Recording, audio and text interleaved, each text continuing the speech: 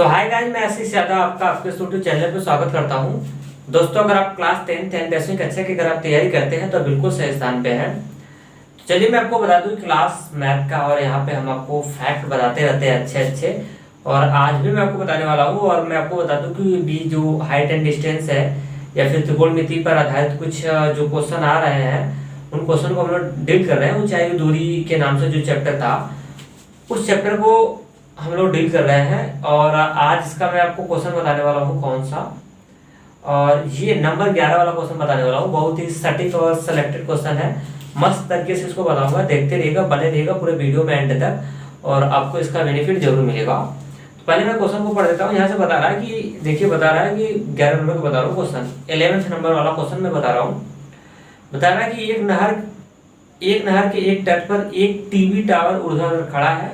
Tower के ठीक सामने दूसरे तट के एक अन्य बिंदु से टावर के शिखर का उन्नयन कोण 60 डिग्री है। इसी तट पर स्थित इस बिंदु से 20 मीटर दूर और इस बिंदु को मीनार के पार से मिलाने वाली रेखा पर स्थित एक अन्य बिंदु से टावर के शिखर का उन्नयन कोण कितना डिग्री दिया गया? 30 डिग्री देखा गया। फिर उसके बाद बोला चित्र में देखिए, कोई बात नहीं देखेंगे हम लोग। टावर की ऊंचाई और नहर की चौड़ाई आपको फाइंड करना है। कितना मस्त क्वेश्चन है, लंबा है, इतना बड़ा क्वेश्चन, और कैलकुलेशन एकदम इजी है। तो चलिए सबसे पहले हम लोग क्या करते हैं, सॉल्यूशन करते हैं, और उसके बाद हम लोग लिखते हैं क्या दिया है, और उसके बाद क्या डैश। ऐसे क्वेश्चन को हल करने के लिए सबसे पहले आपको बनाना पड़ेगा चित्र, जिसको आप फिगर बोलते हैं। क्योंकि अगर चित्र नहीं बनाएंगे तो बिन चित्र के बिना एक क्या होगा, अनकम्प्लीट होगा, और इसका जवाब उतना अच्छे से नहीं निकाल पाएंगे। बिना चित्र से हल ही नहीं हो पाएगा। देखिए कैसे निकालते हैं चित्र को। बता रहा है कि नहर के एक तट पर एक टीवी टावर लगा हुआ है, मतलब टीवी का कोई नेटवर्क लगा हुआ है। जैसे नहर होती है ना, कैसे नहर होती है, ऐसे नहर होती है, और बीच में ऐसे पानी जाता है। नहर में दो हिस्से होते हैं ना, दो किनारे, एक ऐसे एक ऐसे, ऐसे ऊंचे ऊंचे रहते हैं, बीच में खाल रहता है, उसमें से पानी जाता है। तो कहना ये चाह रहा है बुक वाला, या फिर क्वेश्चन कहना ये चाह रहा है कि जैसे एक नहर का एक पोजीशन हुआ, एक पोजीशन हुआ, तो इस पोजीशन पे ऐसे टावर गड़ा हुआ है, और इस वाले पोजीशन पे कोई लड़का खड़ा होकर इस टावर की चोटी को देख रहा है। ठीक है, ये पूछ रहा है कि नहर की चौड़ाई बताइए। तो ये नहर की चौड़ाई कितनी होगी, यहाँ से लेके यहाँ तक की दूरी है। टावर ऐसे खड़ा है, टावर ऐसे क्या है, खड़ा है, और कोई लड़का यहाँ से खड़ा होके इस टावर के शीर्ष को यहाँ से खड़ा होकर ऐसे देख रहा है। तो नहर की चौड़ाई का मतलब ये वाली डिस्टेंस निकाल लेंगे, ये वाला डिस्टेंस निकालेंगे, नहर की चौड़ाई होगी। फिर अब क्या कर रहा है, दो केस बना रहा है। एक बार लड़का यहाँ से देख रहा है, और फिर एक बार लड़का भी मस्त मौजी है। फिर क्या कर गया, 20 मीटर पीछे चला गया, जहाँ खड़ा था ना उससे 20 मीटर कहाँ चला गया, पीछे चला गया। फिर वहां से खड़ा होकर देख रहा है उसी चीज को। तो क्या दिक्कत है, कैसे पता चला कि 20 मीटर पीछे गया है? कोण से पता चला, क्योंकि जब पास था तो एंगल 60 डिग्री बना रहा था, और फिर एंगल 30 डिग्री हो गया। एंगल घटने का मतलब होता है कि पीछे जा रहा है, किससे, इससे। अगर वही एंगल बढ़ता, पहले 60 था और एंगल 100 हो जाता, तो इसका मतलब होता कि जहां खड़ा था उससे आगे आ रहा है, और कहाँ की ओर जा रहा है, जो ये नेटवर्क गड़ा हुआ ना, इसकी ओर आ रहा है। लेकिन एंगल कम होता है। एक दिन मैं अच्छे से बताया था कि जब किसी वस्तु के पास खड़े रहते हैं तो उस वस्तु को देखने के लिए आपको अपनी आंखें बहुत ज्यादा उठानी होती है, इसलिए एंगल बहुत बड़े बनते हैं ना, ये सब बताया था। तो चलिए देखिए, मैं चित्र को नहीं देख रहा हूँ, जो किताब में दिया हुआ, पेपर में हो सकता है चित्र ना दे, चित्र आपको ही बनाना हुआ हो जाए। तो कैसे बनाएंगे, बता रहे नहर के एक तट पर एक टीवी टावर स्थित है। चलिए सबसे पहले हम लोग क्या बना लेते हैं, चाहे टीवी हो चाहे टावर हो, सब रहेगा तो भूमि के ऊपर। तो सबसे पहले हम बना लेते हैं, यहाँ पे एक पृथ्वी मैंने इस तरह से एक रफली ये मैंने खींच दिया। हमारा क्या है, एक पृथ्वी है, और इसका नाम रख लेते हैं, इसका नाम मैंने ए रख लिया, और इसका नाम मैंने रख लिया कितना, बी। ठीक है, अब यहीं पे ये, अब यहाँ पे हम लोग क्या कर लेते हैं, यहाँ पे खड़ा कर लिया मैंने टीवी टावर ए बी, और इसका नाम मैंने रख लिया सी, ए बी सी। और ये हमारा क्या है, टीवी टावर है, टीवी टावर है, टीवी कोई नेटवर्क है, नो डाउट, और रहे उससे क्या दिक्कत है। अब बता रहा है उदाहरण कहा, टावर के ठीक सामने दूसरे तट के एक बिंदु से टावर के शिखर का उन्नयन कोण कितना देखा गया, 60 डिग्री गया। ठीक है, इसके दूसरे बिंदु से ठीक है, यहाँ पे सीधे सीधे बोल रहा है, देखिए चित्र में कैसे बना रहा हूँ। टावर के ठीक सामने दूसरे तट से, नहर है तो नहर के दो तट होते हैं, तो एक तट पे तो नेटवर्क हो गया और दूसरे तट पे क्या करना है, दूसरे तट से देख रहा है। तो मैं मान लेता हूँ एक तट पे नेटवर्क है, दूसरा का तट यहाँ पे है और यहीं से खड़ा होके कोई क्या कर रहा है, देख रहा है लड़का। तो अब ऐसे खड़ा होके देखेगा ना, तो जब खड़ा होके देखेगा तो जब तक आपको बुक में बॉडी दिखाने के लिए ना बोले कि इतना लंबा, इतना मीटर लंबा लड़का था या फिर ऐसे था, तब तक आप बॉडी को नहीं दिखाएंगे, वो वाली आंखें ही दिखाएंगे। ठीक है, तो मैं मान लेता हूँ यहाँ से खड़ा होकर कोई लड़का इस टावर जो गड़ा हुआ है, तो इसका ये तो पार हो जाएगा। पार का मतलब होता है आधार, और इसका क्या हो जाएगा, ये तो इसका शीर्ष हो जाएगा। शीर्ष का मतलब होता है टॉप। तो यहाँ से इसको खड़ा होकर देख रहा है, तो देखने दीजिए ना, देखेगा तो इसकी हो जाएगी कौन सी रेखा, ये हो जाएगी दृष्टि रेखा। अब कोण हमेशा दृष्टि रेखा और छाती रेखा कहाँ बनता है, बीच बनता है। तो ये हो गई दृष्टि रेखा और इसका खींचेंगे छाती रेखा। ये यहीं पे इसका आंख है, तो छाती रेखा कैसे लगाते हैं, पृथ्वी के समांतर। तो यही पृथ्वी माना हूँ, तो इसके समांतर लगाएंगे तो उसी पे चला जाएगा। तो छाती रेखा हो गई, अरे ये हो गई दृष्टि रेखा और ये हो गई छाती रेखा। इन्हीं के बीच जो कोण बना हुआ है, ये कितने डिग्री का एंगल है, ये सीधा सीधा बोल रहा है, मैं नहीं बोल रहा हूँ, ये खुल के बोल रहा है। एंगल कितना डिग्री का है, ये एंगल है 60 डिग्री का है। अब क्या कर रहा है ना, यहीं से ये लड़का कहाँ जा रहा है, अब बोला कि 20 मीटर पीछे गया।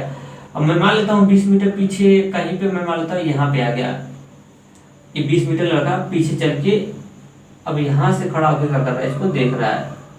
अब 20 मीटर की दूरी है, 20 मीटर आ गया बैक ऐसे खिसक के।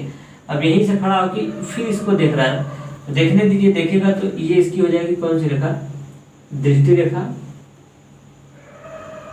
अब इसका लगाएंगे छाती रेखा। तो छाती रेखा जो होगी पृथ्वी के समांतर होती है, तो ये इसी पे आएगा, किस पे आएगा, इसी पे आएगा, पृथ्वी के समांतर है तो इसी पे आएगा। तो ये हो गई दृष्टि रेखा, ये हो गई छाती रेखा। तो इनके बीच एक कोण कितना डिग्री का आया है, ये 30 डिग्री का कोण आया है, बना हुआ है। बस यहाँ से बन गया और ये एंगल हो गया, राइट एंगल हो गया, 90 डिग्री का एंगल हो गया, कोण हो गया। क्लियर हो गया क्या? तो ये इस तरह से हम लोग इमेज को प्लॉट करते हैं और इजीली पूर्वक बना लिया। इमेज आपका बन गया, चित्र आपका तैयार हो गया। अब यही आपको निकालना है, नहर की आपको चौड़ाई निकालनी। तो नहर की एक किनारे पे, एक तट पे था ये मीनार टावर था और दूसरे के तट पे लड़का यहाँ पहले खड़ा होकर देख रहा था। फिर उसका लड़का 20 मीटर पीछे चल के फिर यहाँ से खड़ा होकर उसी को देख रहा है। तो यही डिस्टेंस आपको सब मेजर करनी है। तो आपको क्या क्या निकालनी है इसमें, तो आपको क्या क्या निकालनी है पता है।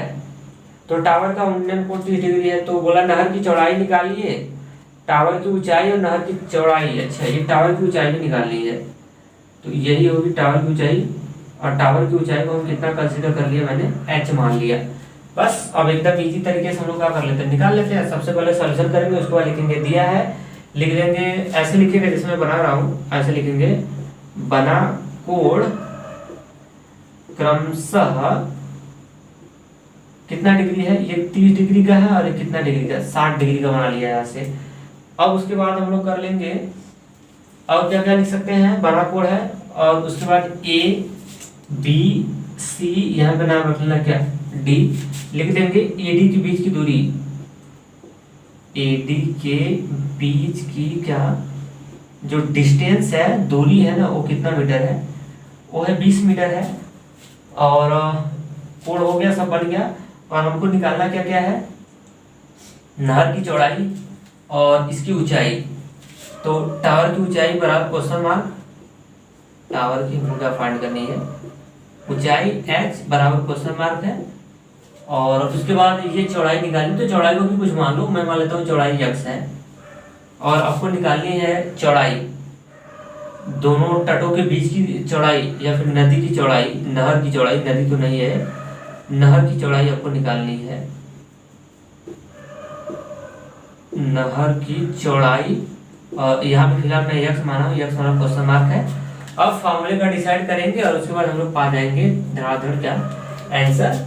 अब इनमें से कौन सा फॉर्मूला लगाएंगे और कैसे इसको डील करेंगे, ये तो आपके ऊपर डिपेंड करता है। इनमें से चाहे जो फॉर्मूला आप लगा सकते हैं, ये दो हमेशा देखिए समकोण त्रिभुज ही पकड़िएगा, क्योंकि जो यल ए यल वाला फॉर्मूला है ना, के ए लाल बटे कक्का जिसको बोलते हैं ना, ये हमेशा समकोण त्रिभुज पे काम करता है। इसमें पहला डेटा लंब होता है, साइन होता है, दूसरा का कॉस, तीसरा का टैन होता है। तो इसमें समकोण त्रिभुज ही पकड़ेंगे। कट और समकोण त्रिभुज दिख रहा है, इसमें दो ठो दिख रहा है, एक ये छोटू वाला दिख रहा है और एक बड़ा वाला दिख रहा है, ये वाला। तो चलिए हल करते हैं, जो मन करे सो पकड़ सकते हैं। तो चलिए पहले छोटू वाला पकड़ लेते हैं। कौन सा? छोटू वाला पकड़ लेते हैं, दोनों वैल्यू आसानी से निकाल लेते हैं। तो जब छोटू वाला पकड़ेंगे ये हो जाएगा BCD में, इसमें ले लेते हैं। तो फॉर्मूला लगा लेते हैं, लेकिन उससे पहले तो बताएंगे ना अब किस वाले चित्र में दिखाना है उसको दिखाएंगे। अब यहाँ पे लिख लेते हैं समकोण त्रिभुज किसमें? BDC में, BDC में। अब इस वाले त्रिभुज में आ जाते हैं छोटू वाले में। तो छोटू वाले में देखिए संबंध कौन सा फॉर्मूला लगाऊं, सबसे बड़ी दिक्कत तो इसी में होती है। तो ऐसे केस में देखिए हमको समकोण के सामने कर्ण के बारे में तो कोई जानकारी नहीं है, निकालो इस त्रिभुज को। इस तरह से निकलेगा, यहाँ पे H हो जाएगा और यहाँ पे कितना हो जाएगा X है, और ये इसके बारे में कोई जानकारी नहीं है। यहाँ पे C है, यहाँ पे B है और यहाँ पे D है। तो इसके बारे में तो एकदम जानकारी नहीं, इन दोनों के बारे में भी एग्जैक्ट जानकारी नहीं है, फिर भी लग जाएगा। ये X पता है और ये X पता है, और ये 90 डिग्री का है। तो बताइए कौन सा फॉर्मूला बैठेगा? और यहाँ पे एंगल कितना डिग्री का? 60 डिग्री का है। तो थीटा के सामने वाली भुजा हो जाएगी लंब, और समकोण के सामने कर्ण और एक आधार। तो आपको पता क्या है? लंब और आधार। और लंब और आधार में किसका रिलेशन होता है बताइएगा? लंब और आधार में tan का रिलेशन होता है। तो यहाँ से बैठ जाएगा tan। अब लगा दिया। अब इसके बाद लगा लेते हैं हम लोग क्या? फार्मूला। और इस फार्मूले को लगा लेते हैं। यहाँ से हो जाएगा हमारा कितना? tan थीटा बराबर हो जाएगा लंब बटे कितना? आधार। बस वैल्यू जनरेट कर लो, उसके बाद तुरंत आंसर पा जाएंगे। यहाँ से tan थीटा की वैल्यू यहाँ पे कितना डिग्री है? 60 डिग्री है। लंब थीटा के सामने होता है लंब, तो लंब यहाँ से हो जाएगा H बटे आधार, और आधार की वैल्यू कितना है? X है। थोड़ा सा और उसके बाद आपको फिर आंसर मिल जाएगा। tan 60 अंश की वैल्यू डाल लीजिए। tan 60 अंश की वैल्यू हो जाएगी कड़ी में 3, कड़ी में कितना हो जाएगा? रूट का थर्ड हो जाएगा, इक्वल हो जाएगा H अपान कितना हो जाएगा? X। चूंकि साइड में यहाँ बता देना मार्ट साहिबा को कि मार्ट साहिबा tan 60 डिग्री की जो वैल्यू होती है कड़ी में कितना होती है? 3 होती है। ठीक है, तो यहाँ से किसी की वैल्यू निकाल लीजिए। H की वैल्यू निकाल लेते हैं। ये बटे इधर आएगा तो गुणा में हो जाएगा, तो कड़ी में 3 इंटू x बराबर हो जाएगा h। क्लियर? या फिर r करके अगर लिखना चाहते हैं तो लिख सकते हैं h की वैल्यू जो कड़ी में 3 है इंटू x है। और ये किस में दिया है? सब मीटर में दिया है। तो h ऊंचाई है तो ये मीटर में आएगी। ठीक है, अभी एग्जैक्ट नहीं निकला है h का मान, फिर भी एक का इसको समीकरण 1 बना लीजिए। अभी तो इसको समीकरण कितना बना लीजिए? 1। क्लियर? अब एक और बड़ा वाला त्रिभुज पकड़ लेते हैं, उससे डील कर लेंगे, उसके बाद आंसर हो जाएगा। तो इसको आप लिख लिए होंगे। अब हम लोग चलते हैं, एक और समकोण त्रिभुज मिला हुआ है और उससे हम लोग काम कर लेते हैं। उसके बाद सवाल जल्दी जल्दी हम लोग हल कर लेते हैं। अब यहाँ से ले लेते हैं। अब लिखेगा, अब समकोण त्रिभुज बड़ा वाला लेंगे ABC में, ABC में। अब इसमें बैठेगा फॉर्मूला। फिर देखो कौन सा बैठाएंगे हम लोग फॉर्मूला। जब बड़ा वाला निकालेंगे ना तो बड़ा वाला कहीं ऐसे निकलेगा, ये इस तरह से निकलेगा, और ये हो जाएगा H। बड़ा वाले में इतना है 20 का, इतना है AX का, और ये इसके बारे में कोई जानकारी है नहीं। तो ये पूरा हो जाएगा 20 प्लस कितना हो जाएगा X, यहाँ से आता पूरी AH। इसके बारे में कोई जानकारी है नहीं। और ये एंगल कितना डिग्री का है? ये एंगल है 30 डिग्री का, और यहाँ पे 90 डिग्री का है। बड़े वाले की बात कर रहा हूँ। तो फिर वही काम, थीटा के सामने हो जाएगा लंब और समकोण के सामने कर्ण। तो कर्ण तो पता ही नहीं है, और इन्हीं में लफड़ा चल रहा है, इन्हीं में जानकारी है लंब और आधार में। तो फिर वाली बैठ जाएगा, यानी फिर जब फॉर्मूला लगाएंगे तो फिर यहाँ से फिर tan ही बैठेगा। tan थीटा बराबर हो जाएगा लंब बटे आधार, और यहाँ से हो जाएगा tan थीटा की वैल्यू कितना है? 30 डिग्री हो जाएगा, और लंब थीटा की वैल्यू कितना है? 30 डिग्री है, और लंब कितना हो जाएगा? थीटा के सामने होता है लंब की वैल्यू हो जाएगी H और बटे आधार, और आधार की वैल्यू कितना हो जाएगी? ये पूरा आधार हो जाएगा ना, यहाँ से यहाँ तक पूरा आधार हो जाएगा। तो आधार में कितना? 20 प्लस x, पूरा हो जाएगा 20x, 20 प्लस x हो जाएगा। बस अब यहाँ से tan 60 अंश 30 अंश की वैल्यू होती है 1 कड़ी में 3, इसको रख लीजिए, और h अपान 20 प्लस कितना हो जाएगा? x हो जाएगा। बस एकदम आसान हो गया यहाँ से। अब इसमें से 2 चर हैं, तो जानते हैं ना सवाल में अगर 2 चर आएगा तो डिस्टर्ब करेगा, सवाल एक चर में जाना चाहिए। तो बस एक चर में चली जाएगी। यहाँ से समीकरण 1 से एच की वैल्यू जो आया है कड़ी में 3x उसको यहाँ पे डाल देते हैं और आंसर आ जाएगा जल्दी से। तो 1 कड़ी में 3 इक्वल एच की वैल्यू जो आया है ना उसको डाल लो। यहाँ से हो जाएगा कड़ी में 3 और x और ओवरऑल के बटे 20 प्लस हो जाएगा कितना x। यहाँ पे लिख देना कि साइड में लिख देना कि चूंकि सर कहाँ से समीकरण नंबर 1 से ना एच का मान रख दिया, बस ऐसे कर देना, इतना समझ जाएगा टीचर। अब इसको हल कर लो, क्रॉस गुणा कर लो। यहाँ से 20 प्लस x गुणे 1 करेंगे तो हो जाएगा ये 20 प्लस कितना x ही रहेगा, इसका गुणा इसमें करेंगे तो कड़ी में 3 का गुणा जब इसमें करेंगे तो कड़ी में 3 गुणा होकर कड़ी में 9 हो जाएगा। 9 का वर्गमूल निकालेंगे तो 3 आ जाएगा। तो जल्दी से कर दूं क्या, कड़ी में 3 गुणा कड़ी में 3 करेंगे। चलो मैं ऐसे बता देता हूँ, x गुणे कड़ी में कितना हो जाएगा 3 हो जाएगा, एक स्टेप बढ़ जाएगा और क्या 20 प्लस x कड़ी में 3 का 9 हो जाएगा और 9 का वर्गमूल निकालेंगे तो 3x हो जाएगा। x तो रबा करेगा। अब बस यहाँ से x की वैल्यू देखिए निकालना कितना आसान है।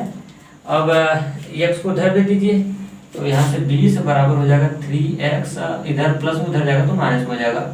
एक 3x में से घटेगा x तो आ जाएगा कितना 2x और हो जाएगा 20 और 20 यहाँ से बस अब थोड़ा सा और है उसके बाद आंसर आ जाएगा। देखिए कैसे, अब x की वैल्यू निकालनी है ना तो जिसका मान निकालना उसको अकेले कर लो। 20 अब 2 इंटू में इधर आएगा तो बटे में हो जाएगा तो ये हो जाएगा 20 बटे 2 बराबर हो जाएगा x, ये कट जाएगा और आ जाएगा 10, यानी x की वैल्यू 10 पाया। आर करके चाहे तो ऐसे लिख सकते हैं x बराबर कितना 10 और एक इसमें सब मीटर में दिया है तो मीटर आ जाएगा। तो यहाँ से मैंने पा गया x का मान कितना पाया, मैंने 10 मीटर पा गया। यानी हमको पता हो गया x क्या माना था मैंने, ये चौड़ाई माना था नहर की, तो नहर की चौड़ाई तो पता हो गई 10 और अभी ऊंचाई निकालनी है तो ये मेरे ख्याल से हो गया। मैं इसको हटा में x की वैल्यू जो 10 आया है ना इसमें पुट कर दो, आ जाएगा। अब लिखना समीकरण नंबर 1 में x बराबर मैंने कितना डाल दिया 10 मीटर डाल दिया समीकरण में, किसमें 1 में। अब समीकरण 1 जो है वो लिख लीजिए h बराबर हो जाएगा एक कड़ी में 3 इंटू x और h एक कड़ी में 3 हो जाएगा इंटू x की वैल्यू कितना आया है 10 और यहाँ से कड़ी में 3 और गुणे 10, बस ये गुणा कर लो और आपको आंसर मिल जाएगा। तो इसको लिखना है तो 10 कड़ी में यहाँ से लिख सकते हैं h बराबर 10 आगे लिख लीजिए, उसको पीछे कर दीजिए, कड़ी में 3 इतना मीटर आंसर हो जाएगा। एक तो आंसर यही हो गया और बहुत हो सकता है किताब में कि कड़ी में 3 का मान रख के किया हो, तो अगर कड़ी में 3 का मान रखा होगा तो देखिए तब आंसर तब ऐसे आएगा 10 गुणे कड़ी में 3 का मान होता है 1.732 होता है। अब 10 का गुणा जब इसमें करेंगे तो हो जाएगा 17.32 मीटर एच का मान हो जाएगा। तो ये दोनों आंसर सही है। अगर कड़ी का मान रखेंगे तो फिर किताब में ऐसे दिया होगा आंसर, और अगर कड़ी का मान नहीं रखा होगा तो फिर ऐसे हुआ होगा। दोनों आंसर परफेक्ट है। कड़ी में 3 कड़ी में 2 का मान ये सब याद रख लेना। कड़ी में देखिए कड़ी में 2 का मान जो होता है वो 1.414 होता है लगभग में। कड़ी में 3 का जो वैल्यू होती है 1.73 कितना होता है तो होता है। ये सब माने याद होते हैं तो थोड़ा सा क्या होता है ना लोकेशन अपना बढ़ जाता है और क्या, ठीक है। तो मेरे ख्याल से ये आपको लगाने आया होगा। अगर वीडियो अच्छा लगा होगा तो अपना फीडबैक आप मुझे जरूर दीजिएगा। तो चलते हैं, सो आज के लिए इतना ही, थैंक्स।